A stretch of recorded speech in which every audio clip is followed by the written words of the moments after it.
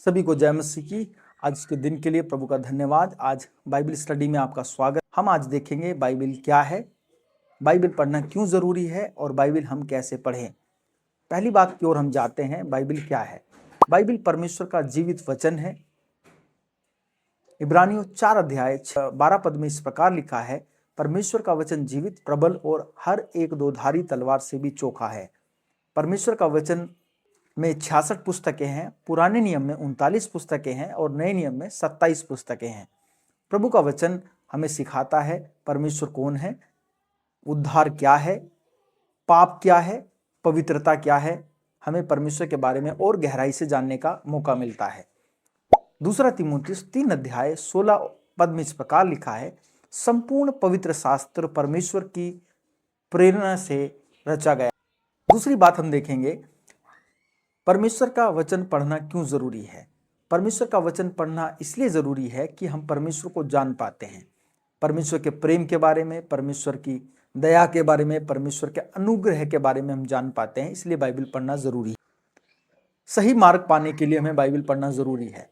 दुनिया में बहुत सारे मार्ग हैं, लेकिन जब हम परमेश्वर का वचन पढ़ते हैं तो प्रभु का वचन हमें अगुवाई करता है और सही मार्ग को चुनने के लिए हमारी सहायता करता है। भजन संहिता 119-105 में इस प्रकार लिखा है, परमेश्वर का वचन मेरे पांव के लिए दीपक और मेरे मार्ग के लिए उजियाला है। जब हम कंफ्यूज हों, जब हम शंका में हों, तब परमेश्वर के वचन पर आप विश्वास करें। प्रभु का वचन आपको और मुझे मार्ग दिखाएगा। तीसरी बात, जब आपका विश्वास कमजोर हो तब हमें परमेश्वर के वचन को पढ़ना चाहिए और हमारे विश्वास को मजबूत बनाने के लिए प्रभु का वचन हमारी सहायता करता है। रोमियो 10 अध्याय 17 वचन में इस प्रकार लिखा है, विश्वास सुनने से और सुनना परमेश्वर के वचन से होता है। इसलिए आप परमेश्वर के वचन को सुनिए और अपने विश्वास को बढ़ोतरी प्रदान करिए। चौथी बात, पाप से बचने के लिए बाइबल हमें पाप में और धार्मिकता में अंतर को समझाती है। जब हम अपने मसीह जीवन को जीते हैं तो परमेश्वर का वचन हमें बताता है कि यह गलत है और यह सही है।